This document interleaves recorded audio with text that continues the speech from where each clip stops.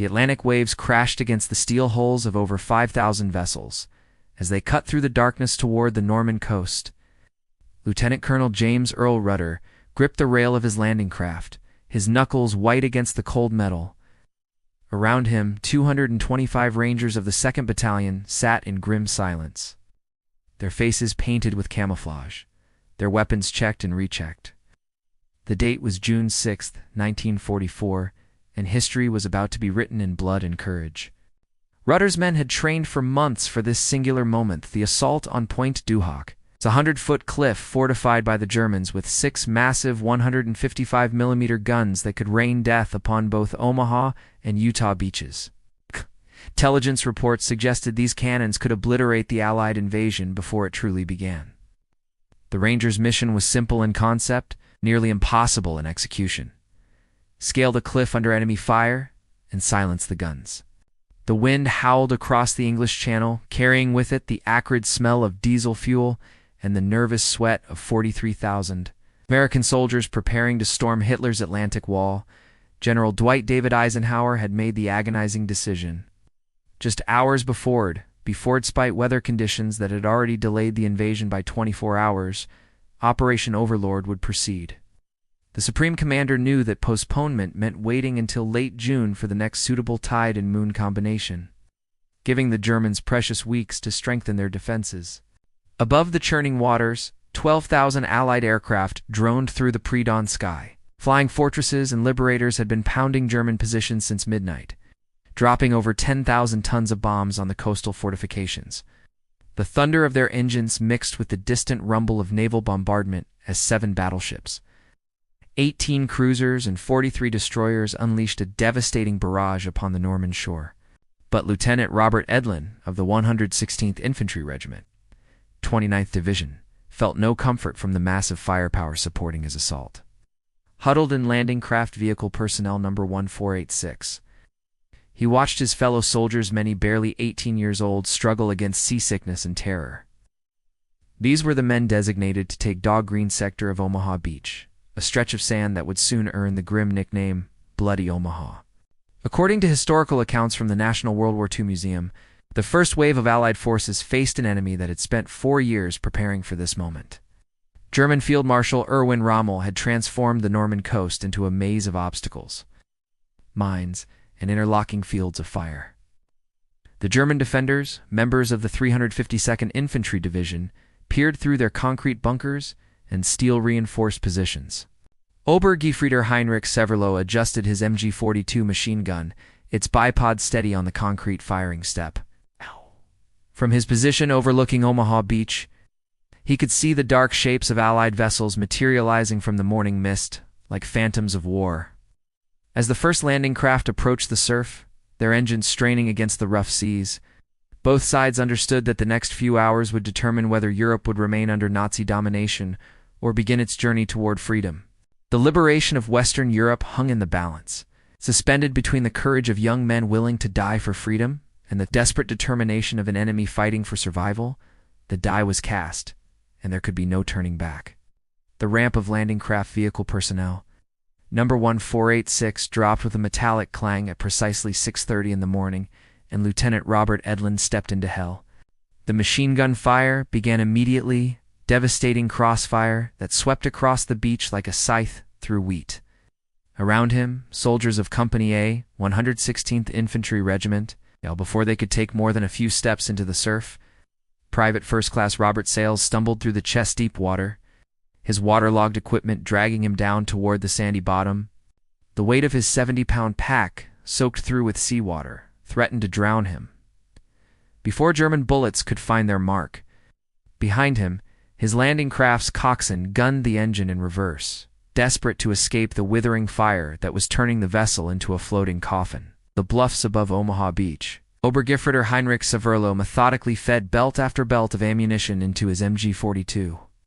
From his concrete bunker designated WN-72 by German engineers, he had a commanding view of the entire beach. His machine gun barrel glowed red-hot as he fired burst after burst into the advancing Americans. The weapon's cyclic rate of 1,200 rounds per minute turned each burst into a horizontal storm of steel. Captain Taylor Fellers of the 2nd Ranger Battalion crouched behind a disabled tank, trying to assess the carnage unfolding before him. The carefully planned assault had devolved into chaos within minutes. Landing craft burned in the surf, their crews and passengers either dead or struggling desperately to reach shore. The bodies of American soldiers floated face down in the red-tinged water, their dreams of liberation extinguished in the Norman surf. But even as the slaughter continued, acts of extraordinary heroism emerged from the mayhem. Brigadier General Norman Daniel Cota, Assistant Division Commander of the 29th Infantry Division, waded ashore under heavy fire to personally rally his troops. Finding soldiers pinned down behind the seawall, he famously shouted, "Gentlemen, we are being killed on the beaches. Let us go inland and be killed." His gallows humor and personal courage began to inspire scattered groups of survivors to organize and advance.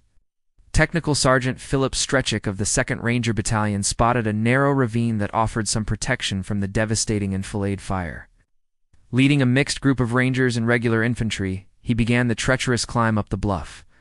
German potato masher grenades exploded around them, sending showers of rock and shrapnel cascading down the cliff face. But Strechik pressed forward, his Thompson submachine gun chattering, as he cleared enemy positions one by one. Meanwhile, 3 miles to the east at Pointe du Hoc, Lieutenant Colonel James Earl Rudder's Rangers faced their own nightmare. The pre-invasion bombardment had cratered the cliff face, making their rope-climbing assault even more treacherous than anticipated. Rocket-fired grappling hooks soared upward through the morning air, carrying ropes and rope ladders toward the cliff top. Many fell short, their lines severed by German defenders who leaned over the precipice to cut the lifelines with knives and axes. Sergeant Jack Kuhn of the 2nd Ranger Battalion found himself dangling from a rope halfway up the cliff, German potato masher grenades exploding around him. Above, an enemy soldier appeared at the cliff edge, knife in hand, ready to cut Kuhn's lifeline. The Ranger drew his Colt .45 pistol with one hand, while maintaining his grip on the rope with the other. His single shot took the German in the chest, sending the enemy soldier tumbling past him toward the rocks below. The German defenders began to believe they might actually repel the invasion. Radio communications crackled with optimistic reports sent to higher command, but they underestimated the determination of the American soldiers who had traveled 3,000 miles to fight for freedom on foreign soil. Sergeant First Class Leonard Lommel of the 2nd Ranger Battalion pressed his back against the cold concrete of a German bunker at Pointe du Hoc, his breathing ragged from the grueling climb. Round him lay the twisted wreckage of what had once been the most feared German battery on the Norman coast. The massive 155mm guns that Allied intelligence had worried about for months were nowhere to be seen, only telephone poles arranged to deceive Allied aerial reconnaissance. But Lommel's disappointment quickly turned to determination. If the real guns weren't here, they had to be found and destroyed before they could devastate the Allied forces struggling to gain footholds on Utah and Omaha beaches. With Sergeant Jack Kuhn beside him, Lommel ventured inland through the shell-torn Norman countryside, following fresh tire tracks and communication lines. 3/4 of a mile from Pointe du Hoc, concealed in an apple orchard and camouflaged with fresh-cut branches, Lommel discovered the real battery. 5 massive German guns sat ready for action, their barrels pointed toward the invasion beaches, ammunition stacked nearby. Without hesitation, the 2 Rangers used thermite grenades to destroy the firing mechanisms, rendering the cannons useless. Their bold action potentially saved thousands of Allied lives, though neither man would fully comprehend the magnitude of their achievement until years later. Back on Omaha Beach, the tide of battle slowly began to turn. Colonel George Arthur Taylor of the 16th Infantry Regiment, 1st Infantry Division, moved among his scattered soldiers with calm determination. Finding men huddled behind obstacles and in shell craters, he would approach each group with the same message. 2 kinds of people are staying on this beach: the dead and those who are going to die. Now let's get the hell out of here. Words delivered with matter-of-fact authority began to galvanize the survivors into action. Captain Joseph Dawson led the remnants of Company G up the treacherous Vierville Draw, one of only 5 exits from Omaha Beach. German machine gun positions commanded every approach, and the narrow ravine had become a killing ground littered with American dead. But Dawson's men, supported by surviving tanks from the 341st Engineer Combat Battalion, methodically cleared each strongpoint with explosive charges and close-quarters fighting. The breakthrough came at approximately 11:15 in the morning, when elements of the 5th Ranger Battalion, originally destined for Pointe du Hoc, but diverted to Omaha due to communication failures, scaled the cliffs west of the beach. These battle-hardened veterans, many of whom had fought in North Africa and Sicily, brought with them the tactical expertise desperately needed to crack the German defensive line. Private First Class Charles Norman Shea, Penobscot Indian from Maine serving as a medic with the 16th Infantry Regiment, moved across the beach under intense fire to treat wounded soldiers. His medical bag marked with red crosses offered no protection from German bullets, but Shea continued his work with methodical courage, dragging injured men to safety behind obstacles and seawalls. His actions would later earn him the Silver Star, though he considered himself simply a soldier doing his duty. By noon, isolated groups of American soldiers had begun to establish footholds atop the bluffs overlooking Omaha Beach. The German defenders, initially confident in their impregnable positions, found themselves under attack from multiple directions as Rangers and regular infantry infiltrated their rear areas. Communication lines were cut, supply routes interdicted, and strongpoints that had seemed invulnerable began to fall one by one. Obergfrieder Heinrich Severloh, whose machine gun had claimed so many American lives in the morning assault, found his position increasingly untenable. With American soldiers approaching his bunker from inland, he made the difficult decision to abandon his post. His MG-42 had fired over 12,000 rounds during the battle, but the tide had turned against the defenders. As the afternoon sun climbed higher over the blood-soaked sands of Normandy, the character of the battle began to shift dramatically. What had started as a desperate struggle for survival was transforming into a methodical, if costly, advance inland. General Omar Nelson Bradley, commander of the 1st United States Army, stood aboard the command ship USS Augusta, studying reports that painted an increasingly hopeful picture despite the morning's near disaster. On Utah Beach, 60 miles to the west, the 4th Infantry Division under Major General Raymond Oscar Barton had achieved remarkable success. The landing craft had drifted south of their intended target due to strong currents, but this apparent mistake proved fortuitous. The actual landing site faced lighter resistance than the originally planned assault area. Brigadier General Theodore Roosevelt, Jr., son of the former president and assistant division commander, had waded ashore with the first wave despite being 56 years old and walking with a cane due to arthritis. Roosevelt's presence on the beach provided immediate inspiration to the troops. When informed of the navigation error, he reportedly declared, "We'll start the war from right here." His decision to proceed with the assault from the unplanned location rather than attempt to relocate proved tactically sound. By midday, the 4th Infantry Division had pushed several miles inland, linking up with paratroopers of the 82nd and 101st Airborne Divisions, who had been fighting behind enemy lines since the early morning hours. The airborne operations had been chaotic but ultimately successful. Major General Matthew Bunker Ridgway's 82nd Airborne had scattered across the Norman countryside during their nighttime jump, with many paratroopers landing miles from their intended drop zones. But this dispersion, while initially appearing disastrous, actually confused German defenders who found themselves under attack from multiple directions simultaneously. Staff Sergeant Harrison Summers of the 502nd Parachute Infantry Regiment provided one of the day's most remarkable individual performances. Landing near the village of Summers, single-handedly assaulted a complex of German buildings housing enemy soldiers. Moving from structure to structure with methodical precision, he eliminated German defenders with his M1 Garand rifle and grenades, ultimately neutralizing an entire enemy position that could have threatened the Utah Beach landings. Wing Commander Johnny Johnson of the Royal Air Force flew his Supermarine Spitfire Mark 9 over the invasion beaches, providing air cover for the ground forces below. The Luftwaffe had managed only sporadic resistance throughout the day, a testament to the months of preparatory bombing that had crippled German air capabilities. Johnson's squadron engaged several Focke-Wulf 190 fighters attempting to attack Allied shipping, shooting down 3 enemy aircraft without loss. Back on Omaha Beach, the afternoon brought the grim task of casualty evacuation and equipment recovery. Landing ship tanks began arriving offshore, their massive ramps ready to disgorge additional troops, vehicles, and supplies. But the approaches to the beach remained treacherous, littered with disabled landing craft and underwater obstacles. Hospital Corpsman John Bradley, serving with the Navy medical team attached to the assault forces, worked tirelessly to treat wounded soldiers. His medical training proved invaluable as waves of casualties were brought back from the fighting inland. Bradley's courage under fire and dedication to saving lives exemplified the sacrifice and heroism displayed by countless medical personnel throughout the invasion. As evening approached, Allied commanders could finally claim success.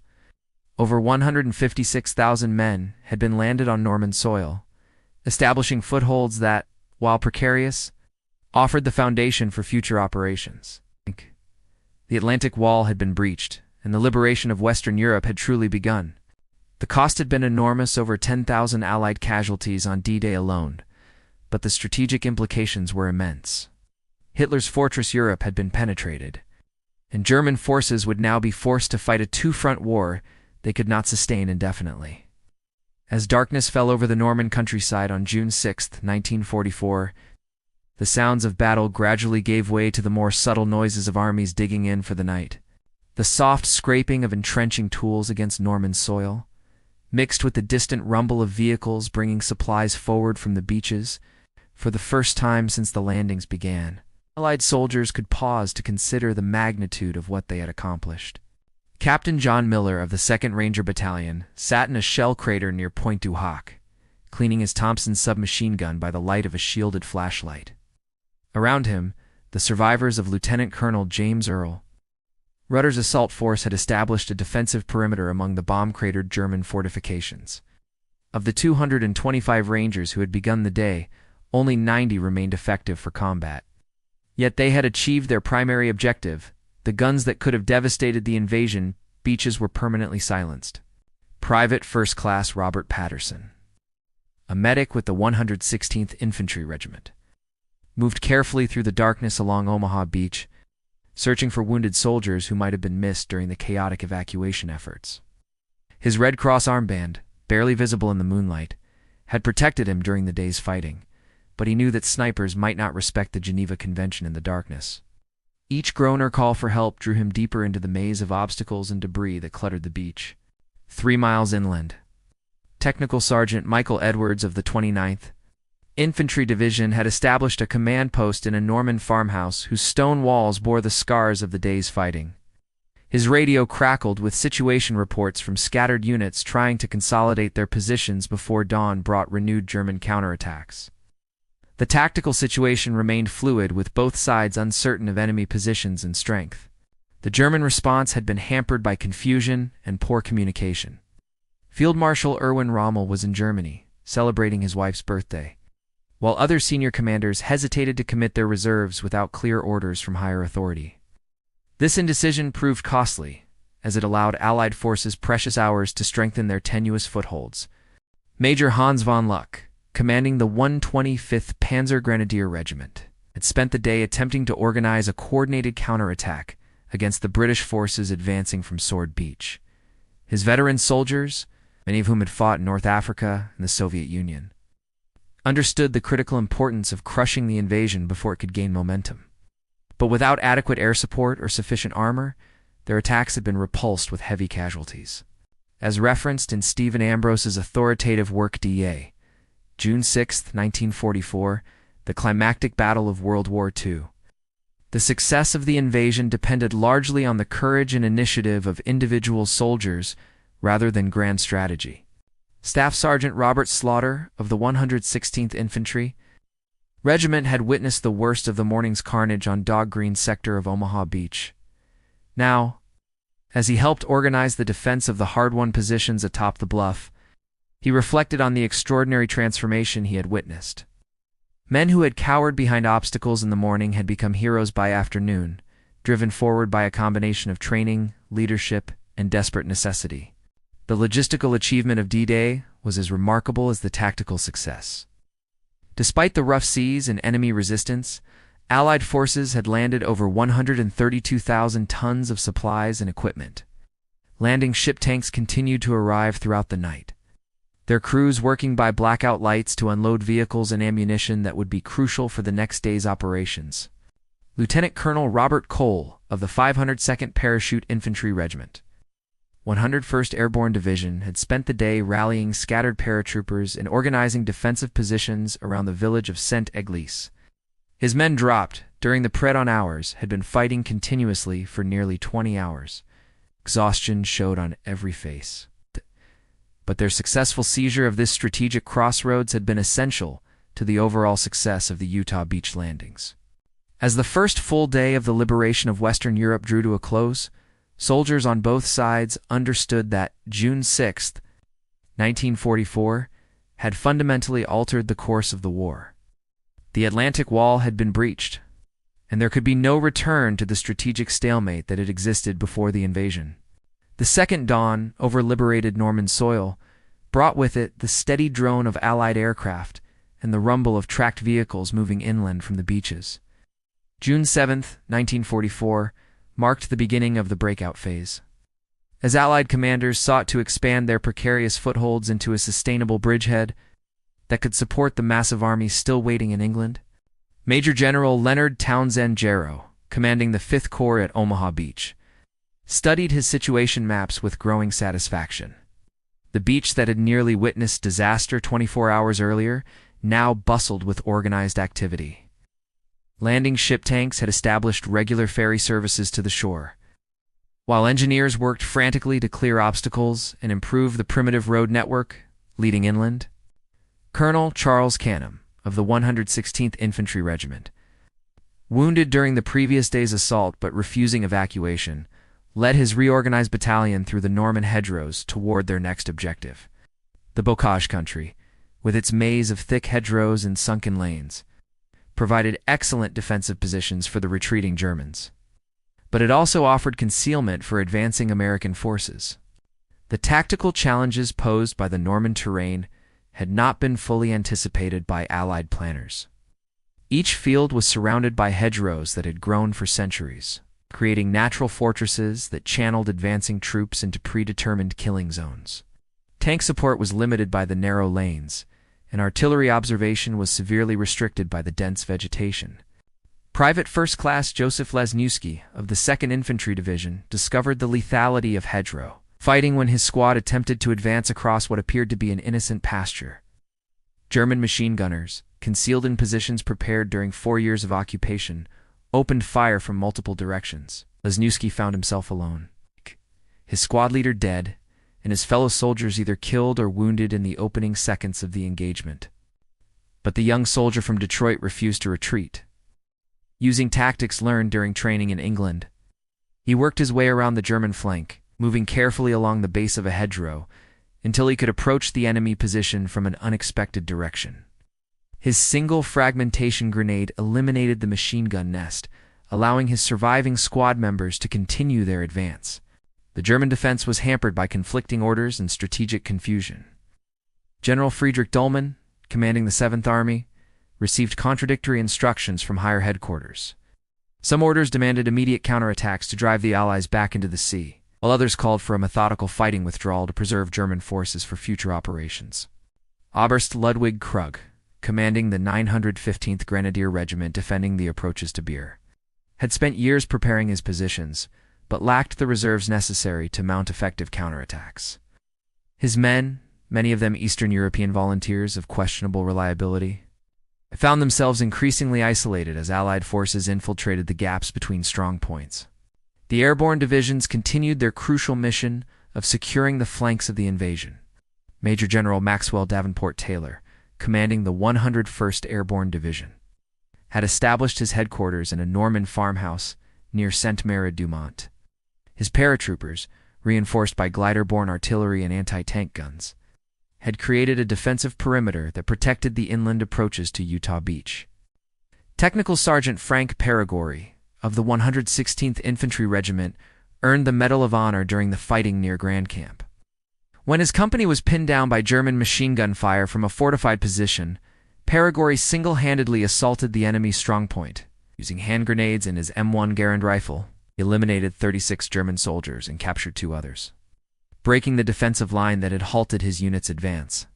By midday on June 7th, Allied beachheads had expanded to depths ranging from 6 to 12 miles inland. More importantly, the separate landing areas were beginning to link up. creating a continuous front that German forces could no longer hope to contain with their limited reserves. The Mulberry artificial harbors were being towed across the English Channel, promising to solve the critical logistical challenges that had threatened to strangle the invasion in its infancy. As the sun set on the second day of Operation Overlord, over 300,000 Allied soldiers had been landed in Normandy. The liberation of Western Europe was no longer a desperate gamble, but an inexorable reality that would roll eastward toward the heart of Nazi Germany. 1 week after the initial landings, the Norman countryside had been transformed into a vast Allied military encampment, stretching from the Cotentin Peninsula to the outskirts of Cannes. What had begun as 5 separate beachheads had coalesced into a continuous front 60 miles wide and 15 miles deep. The immediate crisis of the invasion had passed, but the real work of liberation was just beginning. General Dwight David Eisenhower toured the expanded beachhead on June 13, 1944, witnessing firsthand the remarkable transformation that had occurred in just 7 days. The beaches that had been scenes of desperate combat now resembled industrial ports, with constant streams of men, vehicles, and supplies flowing inland. The Mulberry artificial harbor at Omaha Beach was nearing completion, its prefabricated components creating a protected anchorage that could handle the largest Allied vessels. Lieutenant General Omar Nelson Bradley, now established in his forward headquarters near Isigny, planned the next phase of operations with characteristic methodical precision. The immediate objective was the capture of Cherbourg, the only major port in the region capable of handling the massive supply requirements of the growing Allied army. The 27th Corps, under Major General J. Lawton Collins, had been assigned this crucial mission. The fighting in the hedgerows had developed into a brutal war of attrition that favored the defending Germans. Each field became a separate battlefield, the American forces forced to attack prepared positions frontally due to the channeling effect of the ancient Norman field boundaries. Casualties mounted steadily as units like the 2nd Infantry Division ground their way forward yard by bloody yard. Sergeant Curtis Cullen of the 102nd Cavalry Reconnaissance Squadron developed an ingenious solution to the hedgerow problem. Working with unit mechanics, he welded steel teeth cut from German beach obstacles onto the front of Sherman tanks, creating improvised hedge-cutting devices. These Rhino tanks could crash through the hedgerows instead of climbing over them, eliminating the vulnerable moment when tanks were silhouetted against the sky. The German response to the invasion had been hampered from the beginning by strategic confusion and tactical rigidity. Adolf Hitler's insistence on holding every position without regard to tactical advantage had prevented his commanders from conducting the flexible defense that might have contained the Allied advance. General der Artillerie Erich Marx, commanding the 84th Corps, was killed by Allied aircraft while attempting to organize a counterattack, robbing the German defense of one of its most capable leaders.